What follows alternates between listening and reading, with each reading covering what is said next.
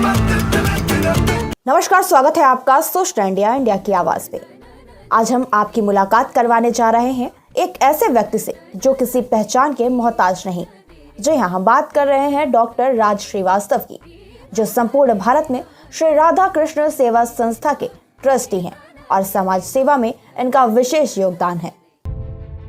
सूचना इंडिया के हमारे संवाददाता मोहम्मद नसीर से खास बातचीत में राज श्रीवास्तव ने बताया कि तकरीबन आज से 12 साल पहले ज्योतिष विज्ञान की पढ़ाई के दौरान अध्यात्म में रुचि हुई। इस दौरान अयोध्यानाथ, जो वर्तमान में पीताम्बर आश्रम मथुरा के मठाधीश हैं, उनके सानिध्य में अध्यात्म की ओर रुख किया गया।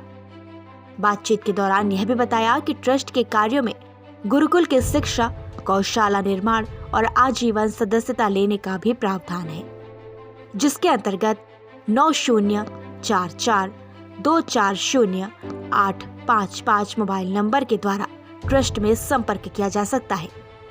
साथ ही साथ यह भी बताया कि ट्रस्ट के अन्य कार्यों में भगवत गीता पाठ और गरीब कन्याओं के विवाह हेतु प्रयास और आवारा जानवरों के लिए वेटरनिटी हॉस्पिटल भी बनाया जाएगा।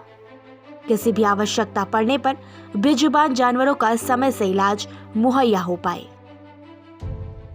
नमस्कार, कार्यक्रम आपकी बात हमारे साथ कार्यक्रम में आज मेरे साथ बातचीत करने के लिए मौजूद हैं लखनऊ के रहने वाले राज श्रीवास्तव जी, जो समाज सेवी भी हैं और उन्होंने के ट्रस्ट भी बनाई है। हम उनसे जानना चाहेंगे कि वो ट्रस्ट कहाँ बनाई है और उसमें कितने लोग शामिल हो चुके हैं और देश के लिए और जनता के लिए क्या कुछ ट्रस्ट के द्वारा किया जाता है। सर, स्वागत है आपका। नमस्कार सर, सबसे पहले तो हम जानना चाहेंगे कि आपका जो ट्रस्ट बनाया वो आपने कहाँ बनाया, कितने लोगों को शामिल किया है, कैसे लोग से जुड़े हैं?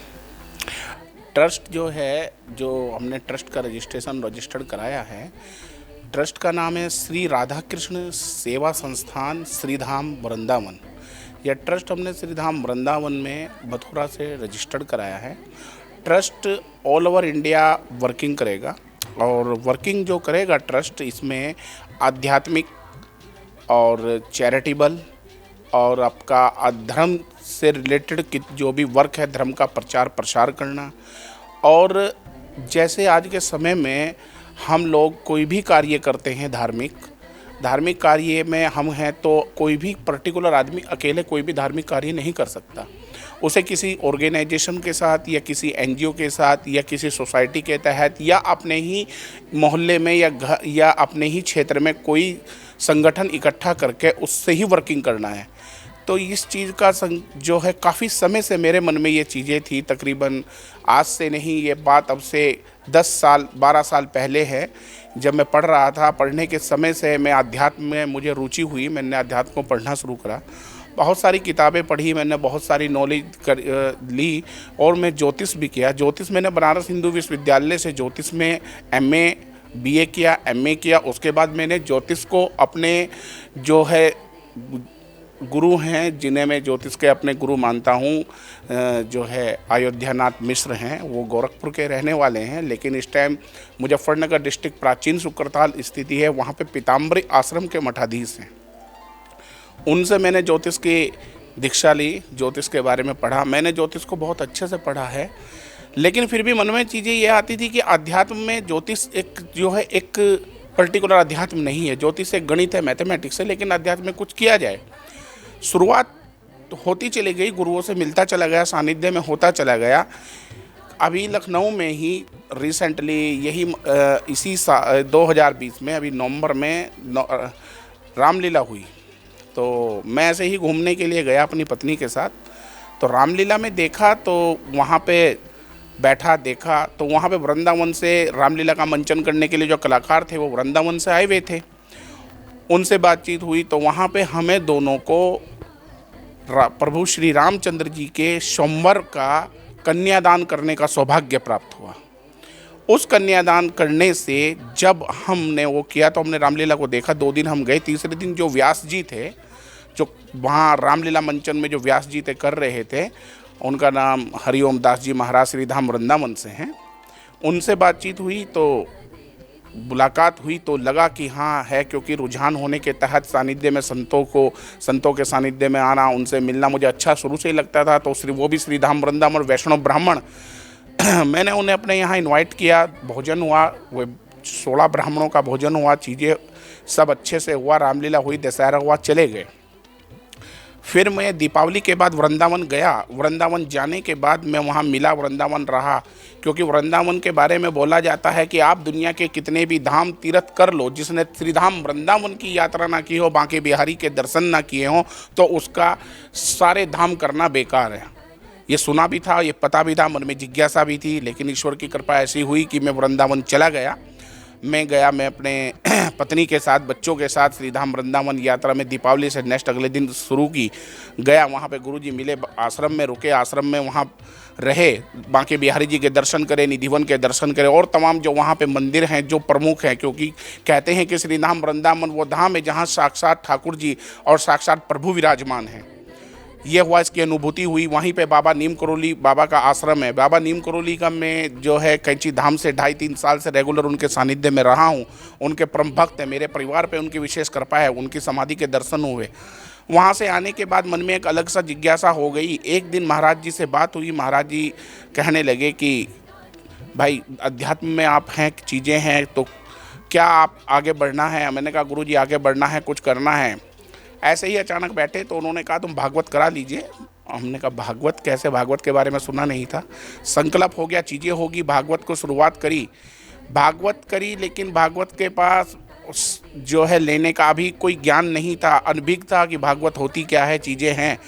हम और मेरी धर्मपत्नी, हम दोनों ने भागवत को शुरुआत करी। दोनों ने कार्ड, विजिटिंग, बच्चे साथ में जो है शुरुआत हुई, चलते रहे, करते रहे, पूरा सहयोग, पूरी चीज़ें, पूरा सब धीरे धीरे ये पब्लिक जुड़ती चली गई। आशियाना में सेक्टर चिरंजीव भारती स्कूल के सामने ही हमने यहीं पे भागवत को कराया है। अभी पिछले 25 दिसंबर से भागवत शुरू हुई, और जो भागवत व्यास हैं हरिओम दास जी महाराज वही आए, भागवत हुई। भागवत के बाद शुरू जो है भागवत समाप्त भी हो गई। कैसे हुआ, कितना बड़ा कार्य कैसे हो गया, कुछ नहीं, प्रभु की असीम कृपा, असीम लीला रही है। और इसमें विशेष सहयोग और मुझे बल और सारी चीज़ें हनुमान जी की कृपा रही है। लेकिन सामाजिक स्तर से लेके और हर चीज़ में मुझे आगे बढ़ाने के लिए मेरी पत्नी का विशेष सहयोग रहा, क्योंकि उन्होंने ही बहुत, मन कभी उदास हो जाता था, कभी प्रयास निष्फल हो जाते थे, तो मेरी पत्नी ने मुझे बल भी दिया और मेरे साथ कंधे से कंधा मिलाकर, कदम से कदम मिलाकर हम दोनों ने उस भागवत को पूर्ण रूपेण जो है हुआ। 25 दिसंबर से हुआ, 31 दिसंबर में भागवत खत्म हुई। 1 जनवरी को 2022 में विशाल भंडारे का आयोजन हुआ। उसके बाद चला गया, मन में था अब आध्यात्म में कुछ बड़ा करने की, तो मन में आया कि ट्रस्ट रजिस्टर्ड कराया जाए। ट्रस्ट के बारे में पता था, पढ़ा था, चीज़ें थी, सब जानता ही था। डीड तैयार करी गई, श्री राधे कृष्ण सेवा संस्थान ट्रस्ट रजिस्टर्ड कराया गया। और ट्रस्ट का जो मेन उद्देश्य है वो यही है कि इस ट्रस्ट में मुझे समस्त आध्यात्मिक काम, समस्त धार्मिक काम, धर्म का प्रचार प्रसार करना, गुरुकुल, स्कूल, विद्यालय, इंस्टीट्यूट, विश्वविद्यालयों की स्थापना करना, भागवत, रामायण, हनुमान चालीसा या धर्म के जितने भी कार्य हैं, धर्म से रिलेटेड मंदिरों की स्थापना करना, देवालयों की स्थापना करना, ये अनाथालय खोलना, वृद्धा आश्रम खोलना, गौ सेवालय खोलना, गौशालाएँ बनाना, गौशालाएँ जो है चलाना, गौशालाओं में जो गायें, गौ माता हमारी इधर उधर भटकती हैं, छोड़ देते हैं, बीमार रहती हैं, उन्हें सबको बुलाना, इकट्ठा करना और उन्हें संचित रूप से उनका इलाज, उनका चारा, उनका खान पान की व्यवस्था करना। जो गौशाला में होता है वही सब प्रकल्प इसमें शुरू किए जा रहे हैं। ट्रस्ट को रजिस्टर्ड करवा दिया है। इस ट्रस्ट में मेरे साथ में परम पूज्य स्वामी श्री हरिओम दास जी महाराज अध्यक्ष हैं। मैं उसमें डायरेक्टर, प्रबंधक और मेन ट्रस्टी हूँ। मेरा नाम राज श्रीवास्तव, और उसमें मंजुलता श्रीवास्तव मेरी मिसेज हैं, वो कोषाध्यक्ष में हैं। और अभी हम इस ट्रस्ट में, हमने अभी इसमें मेंबरशिप है, जिसमें 3 साल के मेंबर, 5 साल के लिए मेंबर और आजीवन ट्रस्टी। आजीवन ट्रस्टी जो होंगे वो हमारे ट्रस्ट में आजीवन रहेंगे। उनकी सहमति से, उनकी सम्मति से उन मीटिंग ऑर्गेनाइज होगी। जो भी कोई नया डिसीजन लिया जाएगा, जो भी कोई नई चीज़ें होंगी, जो भी डिसीजन बनाया जाएगा या जो भी हम ट्रस्ट के अंदर कार्य करेंगे, वो अध्यक्ष जी की अध्यक्षता में होते हुए समस्त जो ट्रस्टी मेंबर आजीवन होंगे उनकी सहमति के लेते हुए उस कार्य को शुरू किया जाएगा। राज जी, कैसे आपके मन में बात आई कि हमको एक ट्रस्ट बनाना चाहिए, हमको जो है ज्योतिष पढ़ना चाहिए, ये सब कैसे मन में आई और कैसे आपने इसकी शुरुआत की? मन में ये ऐसे आई है कि काफ़ी समय में, जैसे पहले भी बोला हूँ कि अध्यात्म में मेरे ज्योतिष से रिलेटेड है और मन में आया तो ऑर्गेनाइजेशन काफ़ी समय पहले, अभी 2004-05 में मैं एक समिति चलाता था। उस समिति में हम एजुकेशन सेक्टर में काम करते थे। आज भी मैं एजुकेशन सेक्टर में काम करता हूँ, यूनिवर्सिटी में डायरेक्टर हूँ और RM एजुकेशन फाउंडेशन का मैं चेयरमैन हूँ। एजुकेशन से रिलेटेड वर्किंग करते हुए आज मुझे 12 साल कंप्लीट हो गए हैं। और लेकिन ट्रस्ट के मन में इसलिए आया कि एक सोसाइटी जो होती है, सोसाइटी हम सिर्फ एक स्टेट में, अगर यूपी से रजिस्टर्ड कराऊंगा तो उसका वर्किंग क्षेत्र उत्तर प्रदेश रहेगा। लॉर्ड ट्रस्ट का वर्किंग क्षेत्र पूरा इंडिया होता है और मेरा जो सर्कल है, जो मेरा जो कार्य है या मेरी जो मुझसे जो लोग अभी एजुकेशन के माध्यम से जुड़े हैं वो ऑल ओवर इंडिया में हैं। मैं उन लोगों के सानिध्य से और एक ट्रस्ट के द्वारा ही मैं समाज की सेवा कर सकता हूं। अकेले मैं अपने बल पे समाज की सेवा कर नहीं सकता हूं और लोगों को अगर जोड़ना है, लोगों से मिलना है, पब्लिक को अपने साथ रखना है और पब्लिक से हमें चलना है, धर्म के कार्य करना है, सामाजिक कार्य करना है, तो हम एक ऑर्गेनाइजेशन के बैनर के नीचे ही कर सकते हैं। सिंपल हम नहीं कर सकते, अकेला कोई भी नहीं कर सकता, उसे एक ऑर्गेनाइजेशन की ज़रूरत होती है। इसलिए मन में आया कि कोई ऐसा ट्रस्ट बनाया जाए कि जिसमें लोगों को जोड़ा जाए और पब्लिक हमारे साथ जुड़े और सेवा होती रहे। जैसे अनाथ बच्चों के लिए एजुकेशन है, उसे मैं अकेला नहीं कर सकता हूँ, उसके लिए मुझे ऑर्गेनाइजेशन की ज़रूरत पड़ेगी, फंड की भी पड़ेगी, डोनेशन की भी ज़रूरत पड़ेगी और पैसे की भी ज़रूरत पड़ेगी। तो पैसा आज की डेट में बिना डोनेशन के, बिना चीज़, और डोनेशन आदमी वही देगा जिससे उसे लाभ होगा। और ट्रस्ट ऑर्गेनाइजेशन में डोनेशन आदमी तभी देता है जब उन्हें टैक्स में, इनकम टैक्स में, सेल टैक्स में रिबेट हो, इनकम टैक्स में। तो उसके लिए ATG 12G रिबेट रजिस्ट्रेशन चाहिएगा और ट्रस्ट की जो रसीद, डोनेशन की कोई रसीद देगा उससे उसे आयकर की धारा 80G 12G के तहत उन्हें छूट मिलेगी। उसके बाद जितने भी हम धार्मिक कार्य करें, जैसे श्रीमद् भागवत कथा में 25 दिसंबर से 31 दिसंबर तक जो कराई है वो मैंने अपना संकल्प अपने आप में और मेरी पत्नी दिन रात दौड़ के पैदल घूम के इस आशियाना में, इस लखनऊ में डोर टू डोर निमंत्रण दे करके 1 रुपया किसी से ना ही मांगा, ना ही 1 रुपये की किसी से कोई बात करी। जितना मेरे पास ईश्वर परमात्मा ने दिया था उसी में ही काम किया। करने वाले भगवान हैं, ईश्वर हैं, उन्होंने बहुत दिया और वो सारा हो गया। लेकिन अब आगे के जितने भी धार्मिक कार्य हैं वो बिना ट्रस्ट के और बिना लोगों के जोड़े के, बिना सहमति के, और सामाजिक कार्य जो हैं, आप भी जानते हैं कि सामाजिक कार्य बिना लोगों के, बिना टच के और बिना समाज के नहीं हो सकते। राज जी, एक सवाल मेरा है आपसे कि जैसे कि आपका ट्रस्ट जो है पूरे भारत के लिए काम करता है, कहीं ना कहीं गौशाला की बात भी कर रहे हैं, तो गौशाला की बात करते हैं तो गाय माता हमारी रोड पे आवारा घूमती हैं, कहीं ना कहीं एक्सीडेंट का शिकार होती हैं या लोग उससे एक्सीडेंट शिकार होते हैं। क्या आपके ट्रस्ट उसके लिए भी क्या कोई काम करेगी? बिल्कुल करेगी। इसके लिए हमने अभी जो है अपने ट्रस्ट के तहत हमने प्लानिंग किया है कि जैसे गायें हैं तो मोस्टली क्या होता है कि गौशाले बहुत हैं, गौशालाओं में गायें सब रहती हैं, लेकिन सबसे बड़ी दिक्कत क्या हो रही है कि गौशाला में गाय रहती हैं लेकिन उनके उपचार की व्यवस्था नहीं हो पाती। हरे चारा हो गया, चारा खिला दिया, बीमार हो गई तो वहाँ पे मेडिकली उन्हें मेडिकल के लिए डॉक्टर, पशुओं के डॉक्टर अवेलेबल नहीं हो पाते। हमने अपने ट्रस्ट के माध्यम से एक मुहिम शुरू कर रहे हैं कि जितने भी लावारिस गायें हैं या जितने भी लावारिस पशु हैं, उसमें गाय की बात नहीं कर रहा हूँ मैं, सभी की बात कर रहा हूँ, चाहे उसमें गाय हो, चाहे उसमें कोई भी जानवर पशु हो जो उससे रिलेटेड, उन्हें एक ट्रीटमेंट के तहत, जिसे हम दूसरे शब्दों में गौशाला में एक हॉस्पिटल की भी तैयारी कर रहे हैं, जिसे हम बोल सकते हैं वेटनरी हॉस्पिटल। वेटनरी हॉस्पिटल के तहत उसमें पशुओं के डॉक्टर होंगे, वो उनके उपचार प्रचार करेंगे। हमारी गाड़ी होगी, जो गाड़ी वहाँ से आएगी, सड़क पे कोई गाय बीमार है, सड़क पे कोई चीज़ें हैं, सड़क पे कोई गाय बीमार पड़ी है, अगर किसी को भी गाय बीमार दिखती है या किसी को भी गाय से रिलेटेड लिखता है कि ये बीमार है, ये बेचारी भूखी है या इसका कोई वारिस नहीं है या ये लावारिस है, तो वो हमारे ट्रस्ट से संपर्क कर सकता है। उसके बाद हमारी टीम आएगी, उसे वहाँ से ले जाएगी, उसका उपचार होगा। वेटनरी के डॉक्टर, पशुओं के डॉक्टर होंगे, वो अपने माध्यम से उसका उपचार करेंगे।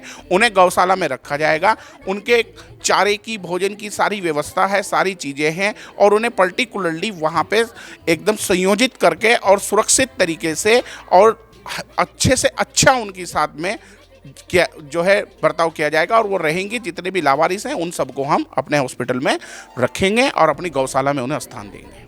जैसे कि राज्य सरकारें लगातार गौशाला के लिए बजट देती हैं, कहीं ना कहीं बजट का मिसयूज़ होता है, वहाँ के जो रख रखाव वाले होते हैं, जो अधिकारी होते हैं, उन पैसों को खा जाते हैं। क्या आपके ट्रस्ट की तरफ से कोई कार्रवाई की जाएगी?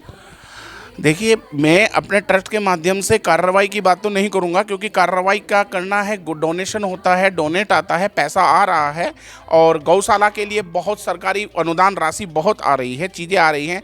अब मिसयूज की बात तो ये है कि अपना किस फंड है, अपना फंड को किस तरह कौन ट्रस्ट कैसे इस्तेमाल कर रहा है, गौशाला में लगा रहा है या नहीं लगा रहा, वो अलग है। ये अलग विषय हो गया, इस पर मैं नहीं है। मैं सिर्फ अपने माध्यम से अपने ट्रस्ट में मेरे ट्रस्टी, मेरे मेंबर जितने जुड़े हैं, हम सब मिलकर जितना पैसा इकट्ठा कर रहे हैं डोनेशन के रूप में, हम उन्हें गाय की सेवा में, अनाथालयों में, वृद्धा आश्रम में और गरीब से गरीब कन्याओं की शादियों में, क्योंकि आज के समय में सबसे बड़े हमारे समाज में ये है कि शादी ब्याह के खर्च इतने हो गए हैं कि एक गरीब आदमी, एक बिल्कुल मजदूर या बहुत गरीब आदमी शादी नहीं कर पाता है, वो प्रॉब्लम है।